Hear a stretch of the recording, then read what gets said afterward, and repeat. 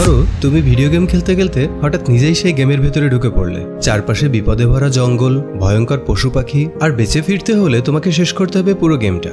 Hello বন্ধুরা, welcome to গল্পবাজি। গল্পবাজির আজকের ভিডিওতে আমরা শুনবো 2017 সালে মুক্তি পাওয়া Jumanji welcome to the jungle মুভিটির গল্প, যেখানে চারজন কিশোর ভিডিও গেম খেলতে খেলতে নিজেদের আবিষ্কার করে সেই গেমের দুনিয়ায়। কিন্তু টুইস্ট হলো তারা কেউ নিজের শরীরে নেই, তারা গেমের ক্যারেক্টারের রূপে আটকে গেছে। তো আজকের ভিডিওতে আমরা একে একে জানবো এই চারজন কিভাবে এই ভয়ঙ্কর জঙ্গল থেকে মুক্তি পাওয়ার চেষ্টা করে, আর সবশেষে তারা কি নিজেদের জগতে ফিরতে পারে। জানতে হলে ভিডিওটা স্কিপ না করে দেখতে হবে শেষ পর্যন্ত। অ্যাডভেঞ্চার, কমেডি আর থ্রিল কি নেই এই মুভিটিতে? তো চলো আর দেরি না করে শুরু করে দেওয়া যাক আজকের গল্পবাজি। মুভি শুরু হয় 1996 সালের একটা সিন দিয়ে। অ্যালেক্স নামে একটি ছেলের বাবা সমুদ্রের পাড়ে জুমানজি নামে একটি পুরনো বোর্ড গেম কুড়িয়ে পায়। সে সেই গেমটা এনে তার ছেলে অ্যালেক্সকে দিয়ে দেয়। কিন্তু এখন তো ভিডিও গেমের যুগ, আর তাই অ্যালেক্স বোর্ড গেম দেখে তার প্রতি মোটেও আগ্রহী হয় না। কিন্তু অ্যালেক্স ঘুমিয়ে পড়লে রাতের বেলায় সেই গেম নিজে থেকেই একটা ভিডিও গেমের কার্টিজে রূপান্তরিত হয়ে যায়। অ্যালেক্স কৌতূহলবশত গেমটি চালু করতে হঠাৎ একটা সবুজ আলোয় তার ঘর সম্পূর্ণ ভরে যায়। আর এরপর সিন শিফট হয় 20 বছর পরের বর্তমানে, যেখানে আমাদের কিছু স্কুল পড়ুয়া চরিত্রের সাথে পরিচয় করিয়ে দেওয়া হয়। এই ছেলেটির নাম স্পেন্সার। সে খুব ভালো স্টুডেন্ট, কিন্তু একটু আনসোশাল, বই পড়ুয়া নার্ড টাইপের। আর এই ছেলেটির নাম হলো ফ্রেজ। সে একজন ফুটবল প্লেয়ার, কিন্তু পড়াশোনায় একদম গোল্লা, আর পার্সোনাল লাইফে বেশ ড্যাশিং। তো ফ্রেজ যদি এবার পরীক্ষায় পাশ না করে তাহলে তাকে ফুটবল টিম থেকে বের করে দেওয়া হবে। আর এ কারণে সে স্পেন্সারের সাথে বন্ধুত্ব করেছে, যেন তাকে দিয়ে সে তার হোমওয়ার্কগুলো করিয়ে নিতে পারে। তো একদিন ফ্রেজ স্পেন্সারকে তার হোমওয়ার্কগুলো নিয়ে একটা ভূত বাংলোর সামনে দেখা করতে বলে। আসলে এই বাড়িটি হলো অ্যালেক্সদের, যে সেই রাতের পর থেকে গায়েব হয়ে গেছে, আর বাড়িটি এখন পোড়া বাড়ির মতো হয়ে গেছে। অ্যালেক্সের বাবা তাদেরকে সেখানে দেখে তাদেরকে সেখান থেকে ভাগিয়ে দেয়, আর বলে এখানে আর কখনো ফিরে আসবে না, না হলে আমার ছেলের মতো একদিন গায়েব হয়ে যাবে। ছেলেকে হারিয়ে এই লোকটাও একটু মেন্টালি ডিস্টার্ব হয়ে গেছে। তো তারা সেখান থেকে তাদের স্কুলের দিকে রওনা হয়। তাদের স্কুলে একটা মেয়ে ছিল যার নাম ছিল ব্যাথনি। সে ছিল পাপাকিপারি টাইপের আর সোশ্যাল মিডিয়া ফ্রিক। সবসময় ফোন নিয়ে পড়ে থাকা আর পার্সোনাল লাইফের সবকিছু সোশ্যাল মিডিয়াতে শেয়ার করাই ছিল তার কাজ। আর তার আবার রিসেন্টলি ব্রেকআপ হয়েছে। এই মেয়েটির নাম হলো মার্থা। সেও স্পেন্সারদের সাথে একই স্কুলে পড়তো, আর তাকে দেখলে স্পেন্সারের দিল গার্ডেন হয়ে যেত। মার্থা তার পড়াশুনো নিয়ে অনেক সিরিয়াস ছিল, আর তাছাড়া সে ছিল খুব ইন্ট্রোভার্ট টাইপের। তো একদিন তাকে স্পোর্টস ইভেন্টে পার্টিসিপেট না করায়, ব্যাথনি ক্লাসের ভেতর মোবাইল নিয়ে পড়ে থাকায়, আর স্পেন্সার ও ফ্রেজকে হোমওয়ার্ক কপি করার কারণে স্কুলে শাস্তি প্রদান করা হয়। আর শাস্তি হিসেবে তাদেরকে একটা রুম পরিষ্কার করার দায়িত্ব দেওয়া হয়। এটা স্কুলের অনেক পুরনো একটা রুম ছিল, যেটা ছিল অসংখ্য কাগজে ভরা, আর তাদের কাজ ছিল কাগজ থেকে স্ট্যাপলারের পিনগুলো রিমুভ করা। ব্যাথনি এখানে এসেও তার ফোন নিয়েই ব্যস্ত আছে। সবাই পিন রিমুভ করার কাজ করতে থাকলেও সে বলে আমি এসব কাজ করতে পারবো না, এসব কাজ করলে নাকি তার নখ নষ্ট হয়ে যাবে। তো তারা ব্যাথনিকে ইগনোর করে তাদের কাজ করতে থাকে। তখন ফ্রেশ সেখানে অনেক পুরনো একটি বক্স দেখতে পায়। স্পেন্সার সেটা দেখে বুঝতে পারে যে এটা হয়তো বা অনেক পুরনো কোনো গেম বক্স হবে। তো কৌতূহলবশত স্পেন্সার সেটাকে সেখানে থাকা একটা টিভির সাথে কানেক্ট করে দেয়। তো তাদের কাছে 4টা কন্ট্রোলার ছিল। স্পেন্সার তাদের সবাইকে ইনভাইট করে গেমটি খেলার জন্য। প্রথমে সবাই ইগনোর করলেও স্পেন্সার তাদেরকে গেমটি খেলার জন্য কনভিন্স করে ফেলে। এই গেমসের মোট 5টা ক্যারেক্টার ছিল। প্রথম ক্যারেক্টারটি কোনোভাবেই সিলেক্ট হচ্ছিল না, এটা অলরেডি কেউ নিয়ে রেখেছে এমন দেখাচ্ছিল। একটি ক্যারেক্টারের নাম ছিল ডক্টর ব্রেভস্টোন, যেটা স্পেন্সার সিলেক্ট করে। ফ্রেজ সিলেক্ট করে ফ্রাঙ্কলিন মুস ফিনবার নামের একটি ক্যারেক্টার, যে ছিল একজন জিওলজি এক্সপার্ট। ব্যাথনি সিলেক্ট করে প্রফেসর শ্যালি ওবেরন নামের ক্যারেক্টারটি, যে ছিল কার্টোগ্রাফি এক্সপার্ট। আর মার্থা নেয় রুবি রাউন্ড হাউস নামের ক্যারেক্টারটি, যে ছিল কিলার অফ ম্যান, মানে মানুষ মারার মেশিন। তো ক্যারেক্টার সিলেকশনের পর গেমটি প্লে করতেই তারা অদ্ভুত এক আওয়াজ শুনতে পায়, আর সবুজ রঙের এক আলো এসে তাদের সবাইকে গেমসটির ভিতরে নিয়ে যায়। আর এখান থেকে শুরু হয় আসল কাহিনী। পরের সিনে আমরা একটি জঙ্গলের ভিতরে ডওয়েন জনসন বা রককে দেখতে পাই। আসলে এটা হলো স্পেন্সার, যে কিনা গেমের ক্যারেক্টার ডক্টর ব্রেভস্টোনের রূপ ধারণ করেছে, আর ব্রেভস্টোনের চরিত্রে অভিনয় করেছে রক। আসলে গেম শুরু করার সময় তারা যে যে ক্যারেক্টার সিলেক্ট করেছিল তারা সবাই সেই ক্যারেক্টারের মধ্যে ঢুকে গেছে। যেমন ফ্রেজ হয়ে গেছে ফ্র্যাঙ্কলিন মুস ফিনবার, মার্থা হয়ে গেছে killing machine Ruby round house, আর মজার কথা হচ্ছে ব্যাথনি হয়ে গেছে প্রফেসর শ্যালি ওবেরন, অর্থাৎ এই মোটকুতে পরিণত হয়েছে। মানে চিন্তা করো একবার, এমন আল্লাদি পাপাকিপারি যদি এমন মোটকু এক ছেলেতে পরিণত হয় তাহলে তার মনের অবস্থা কি হতে পারে। এদিকে ফ্রেজ আছে আর এক যন্ত্রণায়। সে নিজে ছিল হাট্টাকাট্টা একটা স্পোর্টস পার্সন, আর এখন সে তাদের ভেতরে সব থেকে দুর্বল আর বেটে একটা মানুষে পরিণত হয়েছে, যার ঘাড়ে আবার রয়েছে একটা ভারী ব্যাগ। আর দুর্বল স্পেন্সার পরিণত হয়েছে 6 প্যাকওয়ালা এক বডি বিল্ডারে। এই নিয়ে ফ্রেজের মেজাজ খুবই খারাপ, আর মার্থা এমন শর্ট ড্রেসে নিজেকে দেখে খুবই বিব্রত হতে থাকে। তাদের সবার হাতে 3 দাগওয়ালা একটা ট্যাটু করা ছিল, যা দেখে তারা প্রথমে কিছুই বুঝতে পারে না। এরপর ব্যাথনি যখন জলের মধ্যে তার নিজের চেহারা দেখতে যায়, তখন হঠাৎ একটা জলহস্তি এসে তাকে কর্মর করে খেয়ে ফেলে, আর তার পরপরই সে ধপাস করে আকাশ থেকে এসে তাদের সামনে পড়ে। ব্যাপারটা হলো, আমরা যখন গেম খেলি তখন যেমন আমরা মরে গেলে এবং আমাদের হাতে লাইফ থাকলে আবারও আমরা গেমের ভেতর ঢুকে পড়ি, ঠিক তেমনি ব্যাথনিও মারা যাওয়ার পর আবার গেমের ভেতর ঢুকে পড়েছে। এদিকে ফ্রেজ সেই জলহস্তি সম্পর্কে সবকিছু গড়গড়িয়ে বলে যেতে থাকে, অর্থাৎ তারা কি খায়, তাদের ওজন কতটুকু হয়, তাদের কামড়ের শক্তি কত, এইসব আর কি। আর এগুলো বলার পরে সে নিজেই অবাক হয়ে যায় যে আমি এত কিছু জানি কিভাবে। তখন মার্থা তাকে বলে, তোমার ক্যারেক্টারটা হলো জিওলজি এক্সপার্ট, হয়তো এই কারণেই তুমি এসব প্রাণী সম্পর্কে এত কিছু জানো। আর তারপর তাদেরকে আরো অনেকগুলো জলহস্তি আক্রমণ করতে আসলে তারা সেখান থেকে পালাতে শুরু করে। আর কিছু দূর যাওয়ার পর একটা গাড়িতে করে একটা লোক এসে তাদেরকে তার গাড়িতে উঠতে বলে। এই লোকটার নাম হলো নাইজেল এবং সে একজন এনপিসি, অর্থাৎ নন প্লেয়ার ক্যারেক্টার, মানে গেমের মধ্যে যেসব বিল্ট ইন ক্যারেক্টার থাকে তেমনই একটা ক্যারেক্টার। নাইজেল তাদেরকে সেখান থেকে রেস্কিউ করে নিয়ে যায় আর তাদেরকে এক এক করে তাদের নাম ধরে ডেকে শুভেচ্ছা জানায়। সে যখন ফ্রেজকে ফ্র্যাঙ্কলিন মাউস ফিনবার বলে ডাকে, তখন ফ্রেজ তাকে বলে, আমাকে মুস ফিনবার বলে ডাকো। নাইজেল বলে, না স্যার, আপনার নাম মাউস ফিনবার, আপনার ছোট হাইট আর দুষ্টু আচরণের কারণে আপনার নাম মাউস ফিনবার। সে আরো জানায় যে ডক্টর ব্রেভিস্টন হলো তাদের সবার লিডার। এটা শুনে তো ফ্রেজের আবার জ্বলতে থাকে। সে নাইজেলকে জিজ্ঞাসা করে, ব্রেভিস্টন কি করে আমাদের লিডার? তখন নাইজেল তাকে বলে, একবার জঙ্গলের ডাকাতদের হাত থেকে ব্রেভিস্টন আপনাকে বাঁচিয়েছিল, আর তখন থেকে আপনি তার প্রতি কৃতজ্ঞ এবং তার বিশ্বস্ত সেবক। এটা শুনে তো ফ্রেজের আরো ফাটতে থাকে। স্পেন্সারের মতো একজন ভীরু সাদাসিধে ছেলের কাছে নাকি ফ্রেজ কৃতজ্ঞ, চিন্তা করা যায়। তো নাইজেল আরো জানায় যে জুমানজি এখন একটা বড় বিপদের মধ্যে আছে, একমাত্র ব্রেভিস্টন এবং তার টিমই পারবে জুমানজিকে রক্ষা করতে। আর সবকিছু সে ব্রেভিস্টনকে যে চিঠি পাঠিয়েছিল তাতে লেখা আছে। ব্রেভিস্টন বলে, আমি তো কোনো চিঠি পাইনি। আর এই বলে সে নিজের হাতের দিকে তাকিয়ে দেখে তার হাতের মধ্যে সত্যি একটা চিঠি। তখন সে চিঠিটা পড়তে থাকলে আমরা জানতে পারি যে নাইজেল হলো জুমানজির ফিল্ড গাইড। তাকে ডক্টর ব্রেভিস্টনের পুরনো বন্ধু এবং বর্তমান শত্রু প্রফেসর রাসেল ভ্যান পেল্ট একটি মিশন লিড করার জন্য হায়ার করেছিল। সে জুমানজির একটা বড় জাগুয়ারের খোঁজে এসেছিল, যার গায়ে একটা মহামূল্যবান হীরা লাগানো ছিল। সে নাইজেলকে বলেছিল, আমি শুধু হীরাটি ছুঁয়ে দেখতে চাই আর এই ব্যাপারে বই লিখতে চাই। কিন্তু জাগুয়ারটিকে পেয়ে গেলে সে তার চোখ থেকে হীরাটিকে তুলে নিয়ে তার নিজের কাছে রেখে দেয়, আর যার ফলে সে মহাশক্তির অধিকারী হয়ে ওঠে। আর জঙ্গলের সব পশু পাখিরাও তার কন্ট্রোলে চলে আসে। আর হীরাটি তুলে নেওয়ায় পুরো জঙ্গল অভিশপ্ত হয়ে কালো অন্ধকারে ছেয়ে যায়। নাইজেল তাকে অনেকবার বোঝানোর চেষ্টা করে যে এই হীরাটি সে যেন তার জায়গায় ফিরিয়ে দেয়, কিন্তু রাসেল এই পাওয়ারের লালসায় আটকে যায়। আর তাই একদিন রাতে সবাই ঘুমিয়ে পড়লে নাইজেল রাসেলের কাছ থেকে সেই হীরাটি চুরি করে নিয়ে চলে আসে। আর সে সেই হীরাটি ব্রেভিস্টনের হাতে দিয়ে বলে, জুমানজির ভাগ্য এখন আপনাদের হাতে। জাগুয়ারটিকে খুঁজে বের করে হীরাটিকে তার জায়গায় ফিরিয়ে এর নাম ধরে ডাক দিয়ে আপনারাই পারবেন জুমানজিকে অভিশাপ মুক্ত করতে। তো নাইজেল তাদেরকে গাড়ি থেকে নামিয়ে দিয়ে তাদেরকে একটা ম্যাপ ধরিয়ে দিয়ে বলে তাদের নেক্সট টাস্ক হলো বাজারে গিয়ে মিসিং পিসটি খুঁজে বের করা। আর এই বলে সে সেখান থেকে চলে যায়। তো স্পেন্সার ম্যাপটা খুলে দেখে সেখানে তো কিছুই নেই। তখন ব্যাথনি বলে, কি বলো, ম্যাপে তো সবকিছুই পরিষ্কার দেখাচ্ছে। তখন মার্থা বলে, ওয়াও, তুমি তো কার্টোগ্রাফি এক্সপার্ট, মানে ম্যাপ বিশারদ। ব্যাথনি বলে, তার মানে আমি ছাড়া তোমরা কেউ ম্যাপ দেখতে পারছো না? স্পেন্সার বলে, তার মানে প্রত্যেকটা ক্যারেক্টারের স্পেশাল স্কিল আছে আর কোনো না কোনো ভাবে সেটা অ্যাক্সেস করা যাবে। এই বলে সে নিজের বুকে হাত দিতেই একটা উইন্ডোতে তার স্ট্রেংথ আর উইকনেস দেখায়। তো স্পেন্সার বা ব্রেভিস্টনের স্ট্রেংথ হলো ফেয়ারলেস, ক্লাইম্বিং, স্পিড, বুমেরাং ইত্যাদি, কিন্তু কোনো উইকনেস নেই। তখন মার্থা বলে, এটা কি করে দেখা যাবে? ফ্রেজ তাকে বলে, তোমার বুকের বাম পাশে হাত দিলে এটা বের হবে, দাও আমি বের করে দিচ্ছি। তখন মার্থা তাকে বলে, মেনু ওপেন করা নাকি গায়ে হাত দেওয়ার ধান্দা? তারপর মার্থা তার মেনু ওপেন করলে দেখা যায় তার মানে রুবি রাউন্ড হাউসের স্ট্রেংথ হলো কারাটে, তাচি, আকিদো আর ডান্স ফাইটিং, আর উইকনেস হলো ভেনম, মানে বিষাক্ত কোনো কিছুতে কামড়ালেই তাকে মরতে হবে। ব্যাথনি বা প্রফেসর শ্যালিওবেরনের স্ট্রেংথ হলো ম্যাপ বিশারদ, প্রত্নতত্ত্ববিদ আর জীবাশ্মবিদ্যা। এবার ফ্রেজের পালা। বিচারা দেখে সবার মধ্যে তার উইকনেস লিস্টই সবচেয়ে বড়। কেক তার উইকনেস, মানে সে কেক খেলেই শেষ। এছাড়াও সে জোরে দৌড়াতে পারবে না এবং তার গায়ের শক্তিও কম থাকবে। সে বলে, আমি একজন স্পোর্টস পার্সন, আর গতি আর শক্তি কিনা আমার দুর্বলতা। ভালো, খুব ভালো। মার্থা বলে, তুমি তোমার স্ট্রেংথ দেখো না, তোমার কাছে ব্যাগ ভর্তি অস্ত্র আছে। ফ্রিজ বলে, তার মানে কি? স্পেন্সার বলে, তার মানে হয়তোবা আমার অস্ত্রগুলো তোমার ব্যাগে থাকবে আর যখন আমার প্রয়োজন হবে তুমি তখন সেটা আমাকে দিবে। এই শুনে তো ফ্রিজের আরো রাগ হতে থাকে। তখন সে বলে, আমি এসবের মধ্যে নেই, আমি এসব গেম টেম খেলবো না, আমি বাড়ি যাবো। তখন ব্যাথনি বলে, এদিকে দেখো, এই ম্যাপটা পরিবর্তন হচ্ছে, এখানে নতুন একটা জায়গা দেখা যাচ্ছে। আর বলতে না বলতে সেখানে মোটরসাইকেল নিয়ে অনেকগুলো গুন্ডারা হাজির হয়ে তাদের উপর আক্রমণ করতে শুরু করে দেয়। তো সবাই সেখান থেকে দৌড়ে পালাতে শুরু করে, কেননা তারা তো এখনো জানে না যে তাদের পাওয়ার কিভাবে কাজে লাগাবে। স্পেন্সার দৌড়ানোর সময় লক্ষ্য করে যে সে মারাত্মক লেভেলের জোরে দৌড়াতে পারে, আর মার্থার সামনে গুন্ডা এসে পড়লে সে এক উড়ন্ত কিক দিয়ে তাকে কুপঘাত করে দেয়। আর তখন সে বুঝতে পারে যে সে এখন লেডি জ্যাকি চ্যান হয়ে গেছে। এদিকে ফ্রেজ তার ব্যাগ থেকে একটি বুমেরাং বের করে স্পেন্সারকে দিলে সে সেটা দিয়ে একেবারে অনেকগুলো গুন্ডাকে ভোগে পাঠিয়ে দেয়। এইসব দেখে তারা তো পুরাই অবাক হয়ে যায়। তো ফ্রেজ খুব একটা জোরে দৌড়াতে না পারার কারণে স্পেন্সার তাকে কাঁধে তুলে নিয়েই দৌড়াতে শুরু করে। আর একটা সময় তারা এক জলপ্রপাতের সামনে এসে পড়ে। তাদের সামনে আর কোনো রাস্তা না থাকায় তারা সবাই সেই পানিতে ঝাঁপ দেয়, ফলে তাড়া করা গুন্ডারাও তাদেরকে ফেলে সেখান থেকে চলে যায়।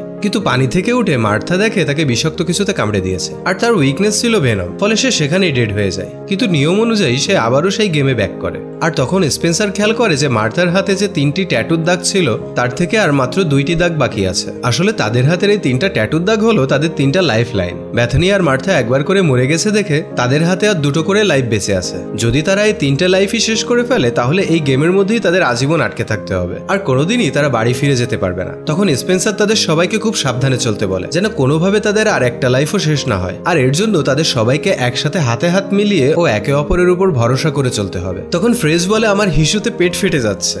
ব্যাথনি বলে, আমারও একই অবস্থা, কিন্তু আমি তো জানি না যে এই যন্ত্র কিভাবে ব্যবহার করতে হয়। তাই সে ফ্রেজকে হেল্প করার জন্য অনুরোধ করে। ফ্রেজ তাকে ডিরেকশন দিতে থাকে যে কিভাবে এই কাজ সম্পন্ন করতে হবে, আর স্পেন্সার বারবার বলতে থাকে নিশানা ঠিক রাখা কিন্তু জরুরি। তো ব্যাথনি তো তার নিউ এক্সপিরিয়েন্স দেখে পুরাই টাসকে খেয়ে যায়। সে বলে, আরে ছেলেদের জন্য এই কাজ তো খুবই সহজ। ইস, আমার কাছে যদি এখন আমার ফোনটা থাকতো তাহলে আমি এটা আপলোড দিয়ে অনেক লাইক কমেন্ট পেতাম। তো এরপর তারা ম্যাপ দেখে সেই বাজারের দিকে রওনা হয় যেখানে তাদের মিসিং পিসটি পাওয়া যাবে। কিন্তু পথের মধ্যে ফ্রেজ স্পেন্সারকে বলে যে তোর কারণে আমার আজ এই অবস্থা, তুই যদি ঠিক করে হোমওয়ার্ক করে দিতি তাহলে আমার আজ এখানে থাকা লাগতো না। আর এক কথায় দু কথায় তাদের মধ্যে বেশ ঝামেলা লেগে যায়। আর এক পর্যায়ে ফ্রেজ স্পেন্সারকে ধাক্কা দিয়ে নিচে ফেলে দিয়ে তার একটা লাইফ খেয়ে দেয়। আর ফিরে এসে স্পেন্সার ফ্রেজকে সেই ক্যালান কেলায় আর বলে যে এভাবে পাগলামি করে আমাদের লাইফ নষ্ট করা যাবে না, ভালো লাগুক আর নাই লাগুক আমাদের সবাইকে একসাথে মিলে গেমটি শেষ করতে হবে। তো এরপর তারা সেই বাজারে পৌঁছে যায়। সেখানে তারা অনেক খাবার দেখে গপগপ খেতে থাকে, আর ফ্রেজ না বুঝে রুটি ভেবে একটা কেক খেয়ে ফেলে। আর যেহেতু কেক ছিল ফ্রেজের উইকনেস, তাই সে কেক খাওয়ার সাথে সাথে বোমের মতো ফটাস করে ফেটে গিয়ে অক্কা পায়। আর এরপর আবার আকাশ থেকে এসে পড়ে। তো এরপর একটা ছোট্ট ছেলের সাথে তাদের সেখানে দেখা হয়। তাকে মিসিং পিস সম্পর্কে জিজ্ঞাসা করতে সে তাদেরকে একটি ঘরে নিয়ে গিয়ে বলে, এই ঝুড়ির মধ্যেই তোমরা তোমাদের সেই মিসিং পিসটি পাবে, তবে সাবধান, এই জিনিসটি নেওয়ার সময় কখনো চোখের পলক ফেলা যাবে না, আর একে অন্যের প্রতি বিশ্বাস রাখলে তবেই তোমরা এই জিনিসটা পাবে। তখন স্পেন্সার ভয়ে ভয়ে সেই ঝুড়ির দিকে এগিয়ে গিয়ে ঝুড়ির মুখ খুলতেই সেখান থেকে এক বিশাল সাপ বেরিয়ে আসে।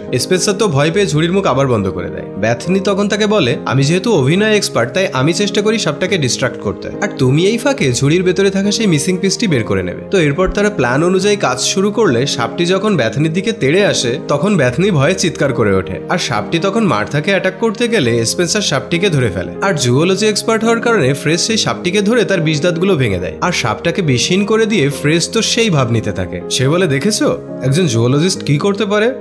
তো তারা তখন সেই ঝুড়ির মধ্যে একটা কাগজ খুঁজে পায়। তারা সবাই ভাবে এটি হয়তোবা সেই ম্যাপের ছেঁড়া অংশটুকু হবে, কিন্তু তারা সেটা খুলে তার ভেতরে একটা হাতির মূর্তি খুঁজে পায়। আর কাগজে লেখা ছিল, যখন আমাকে দেখতে পাবে তখন আমার উপর চড়া শুরু করবে। এসবের মাথা মুন্ডু তারা কিছুই বুঝতে পারছিল না। তারা ভাবে তাদের নেক্সট টাস্ক হলো ওই হাতিকে খুঁজে বের করা। আর তখনই সে রাসেল তাদের পিছু পিছু তার গুন্ডা পান্ডা নিয়ে সেখানে এসে হাজির হয়। এক ষাঁড়ের মতো গুন্ডা স্পেন্সারকে অ্যাটাক করলে সে তার ভিডিও গেম খেলার এক্সপিরিয়েন্সকে কাজে লাগিয়ে তাদেরকে ধুমধাম করে মারা শুরু করে দেয়। আর স্পেন্সারের শক্তি দেখে তো তারা সবাই অবাক হয়ে যায়। এরপর সেই গুন্ডা রাসেল সেখানে চলে এসে স্পেন্সারকে সেই ম্যাজিক্যাল পাথরটি তাকে দিয়ে দিতে বলে। আর হঠাৎ সেখানে একটি ছেলে এসে তাদেরকে সেখান থেকে পালিয়ে যেতে সাহায্য করে। সে তাদেরকে বিভিন্ন ট্রাপ থেকে খুব সাবধানে পার করে নিয়ে যেতে থাকে। লাইক গেমের ভেতরে আমরা যেমন বিভিন্ন ট্রাপ ডজ করে পার হই, ঠিক তেমন। তো তখন স্পেন্সার সেই ছেলেটিকে বলে, আরে তুমি তো সেই পাইলট তাই না, ওই যে সি প্লেন ম্যাকডোনাল্ড নাকি যেন। সে বলে, হ্যাঁ। তখন ফ্রেজ বলে, তার মানে তুমি সেই ক্যারেক্টারটা যাকে সিলেক্ট করতে পারছিলাম না, তুমিও গেমে আছো। তো তখন তারা একে অপরের সাথে পরিচিত হয়। আসলে এই ছেলেটি হলো সেই অ্যালেক্স, যাকে আমরা মুভির প্রথমে দেখেছিলাম, যে 20 বছর আগে তার ঘর থেকে গায়েব হয়ে গেছিল। কিন্তু স্পেন্সাররা এখনো এই ব্যাপারে কিছুই জানে না যে এই অ্যালেক্সই সেই অ্যালেক্স। আর পাইলটের চরিত্রে অভিনয় করছে প্রিয়াঙ্কা চোপড়ার হাজবেন্ড নিক জোনাস। তো সে ব্যাথনিকে দেখে বলে, তুমি একজন মেয়ে। ব্যাথনি বলে, শুধু মেয়েই না, সুন্দরী মেয়ে। আসলে ব্যাথনি অ্যালেক্সকে দেখে ফিদা হয়ে গেছে। তো অ্যালেক্স জানায়, আমার স্পেশালিটি হলো আমি প্লেন চালাতে পারি, আর দুর্বলতা হলো মশা, অর্থাৎ মশার কামড় খেলেই তার লাইফ চলে যায়। সে আরো জানায় যে সে এখানে 2 মাস ধরে আটকে আছে। কিন্তু স্পেন্সাররা তার কথা শুনে বুঝতে পারে যে 2 মাস না, সে এখানে 20 বছর ধরে আটকে আছে। এটা শুনে অ্যালেক্স অনেক ভেঙে পড়ে, কিন্তু স্পেন্সার বলে, আমরা যেহেতু সবাই এক হয়েছি তাই তোমাকে নিয়েই আমরা বাড়ি ফিরবো। অ্যালেক্স তাদেরকে জানায় যে তার আর মাত্র একটা লাইফ বাকি আছে। সে একটি লেভেল পার করতে গিয়ে দুইবার তার লাইফ হারিয়েছে, আর একবার যদি সে তার লাইফ হারায় তাহলে সে চিরদিনের জন্য এই গেমের ভেতরে মারা যাবে, আর তাই সে এখন অনেক ভিতর কনফিডেন্সলেস। তখন তারা বুঝতে পারে যে অ্যালেক্সই হলো তাদের সেই মিসিং পিস, আর তাই তারা সবাই মিলে তাদের নেক্সট লেভেলের মিশন শুরু করে দেয়। এবার তাদের কাজ হচ্ছে একটি হেলিকপ্টার হাইজ্যাক করে এই পাহাড়ি উপত্যকা পার হয়ে যাওয়া, কিন্তু সেখানে গার্ডরা সবসময় পাহারা দেয়, আর হেলিকপ্টারটি নিতে গেলে তাদেরকে যে করেই হোক ডিস্ট্রাক্ট করতে হবে। তাই বেথনি মার্থাকে বলে, তুমি তো সুন্দরী আর হট, তুমি তাদেরকে তোমার রূপের জাদু দিয়ে ডিস্ট্রাক্ট করবে, আর আমরা এদিক দিয়ে হেলিকপ্টার চুরি করব। কিন্তু মার্থা তো তার জীবনে কখনো ছেলেদের সাথে কথাই বলেনি, ফ্লার্ট করা তো অনেক দূরের কথা। বেথনি তাকে বলে, কোনো প্যারা নেই, আমি আছি কি জন্য, আমি তোমাকে শেখাবো কিভাবে ছেলে পটাতে হয়। এরপর বেথনি তাকে শেখাতে থাকে কিভাবে হাঁটতে হবে, কিভাবে কথা বলতে হবে, কিভাবে তাকাতে হবে, কিভাবে আকর্ষণ করতে হবে, ইত্যাদি ইত্যাদি। কিন্তু মার্থা হাজার চেষ্টার পরও তার নিজের মধ্যে সেই কামনীয় চেহারা আনতে পারে না, আর তারপরে অল্প ট্রেনিং করেও তাকে পাঠিয়ে দেওয়া হয় সেই গার্ডদের ডিস্ট্রাক্ট করতে, আর বাকিরা চলে যায় হেলিকপ্টার চুরি করতে। তো মার্থা তাদের কাছে গিয়ে অদ্ভুত আচরণ করা শুরু করে দেয়, আর তাতে যখন কোনো কাজই হয় না তখন সে সেখানে থাকে একটা মিউজিক প্লেয়ারে মিউজিক প্লে করে দিয়ে তাদের সাথে ডান্স করতে থাকে। আর গুন্ডাগুলো যখন বুঝতে পারে সামথিং ইজ ফিশি, তখন মার্থা এসব ছলচাতুরি বাদ দিয়ে তার কোপাকোপি স্টাইলে মাইর শুরু করে দেয়। আর আমরা আগেই জানি যে মার্থার একটা স্ট্রেংথ হলো ডান্স ফাইট, সো সে কিছুক্ষণের মধ্যে তাদের সবগুলোকে মেরে তাদের অবস্থা টাইট করে দেয়। এদিকে আরো কিছু গুন্ডারা যখন তাদেরকে ধরার জন্য আসে ততক্ষণে তারা একটা হেলিকপ্টার নিয়ে সেখান থেকে পালিয়ে চলে যায়, কিন্তু যাবার সময় তাদের হেলিকপ্টারে গুলি লেগে তার একটা লিভার নষ্ট হয়ে যায়, ফলে সেটা ঠিকঠাক উপরে উঠতে পারছিল না। এদিকে একদল গন্ডার তাদের পিছু নেয় আর তাদের হেলিকপ্টারে ব্যাপক আঘাত করতে থাকে, ফলে আর কোনো উপায় না পেয়ে স্পেন্সার এবার নিজেই হেলিকপ্টারের উপরে উঠে অনেক কষ্টে সেই খুলে যাওয়া লিভারটিকে ঠিক করে দিলে হেলিকপ্টারটি আবার উপরে উঠতে শুরু করে। কিন্তু এরই এক ফাঁকে ফ্রেজের ব্যাগের ভেতরে থাকা সেই ম্যাজিক্যাল পাথরটি নিচে পড়ে যায়, আর গন্ডারগুলো গোল গোল ঘুরে সেই পাথরটিকে পাহারা দিতে থাকে, ফলে তাদের আবার ফিরে আসতে হয় সেই পাথরটিকে উদ্ধার করতে। এবার স্পেন্সার বুদ্ধি করে ফ্রেজকে না জানিয়ে তাকে সেই গন্ডারদের ভেতরে ফেলে দেয়, কেননা এই ব্যাটার এখনো দুইটা লাইফ বেঁচে ছিল। তো গন্ডারগুলো ফ্রেজকে ধাওয়া করলে স্পেন্সার নেমে এসে সেই পাথরটি তুলে নেয়, আর গন্ডারের গুতোকে ফ্রেজ পটল তুললে সে আবারও আকাশ থেকে পড়তে থাকে। তো এবার সে মাটিতে পড়ার আগে স্পেন্সার তাকে ধরে হেলিকপ্টারে তুলে নেয়। অবশেষে তারা সবাই এই লেভেলটি পার করে ফেলে, কিন্তু তখন হঠাৎ একটি মশা এসে টুস করে অ্যালেক্সের ঘাড়ে কামড়ে দেয়, আর মশা ছিল অ্যালেক্সের উইকনেস, এবং এটাই ছিল তার শেষ লাইফ। ফলে অ্যালেক্স আস্তে আস্তে চির বিদায় নিতে শুরু করে। তখন তাকে বাঁচানোর জন্য বেথনি মাউথ টু মাউথ দিতে থাকলে দেখা যায় বেথনির একটা লাইফ আস্তে আস্তে তার হাত থেকে চলে যাচ্ছে, আর সেটা অ্যালেক্সের হাতে গিয়ে অ্যাড হচ্ছে। তার মানে এভাবে একজনের লাইফ অন্যজনকে ট্রান্সফার করা যায়। তখন মার্থা বলে, তুমি তো তোমার লাইফ ওকে দিয়ে দিচ্ছ, কিন্তু তোমার যদি আরেকটা লাইফের প্রয়োজন পড়ে তখন? কিন্তু বেথনি তো আবার অ্যালেক্সের প্রেমে পড়ে গেছে। সে বলে, আমি অ্যালেক্সকে ছাড়া ফিরে যাব না। এভাবে বেথনি তার একটি লাইফ দিয়ে অ্যালেক্সকে বাঁচিয়ে তোলে।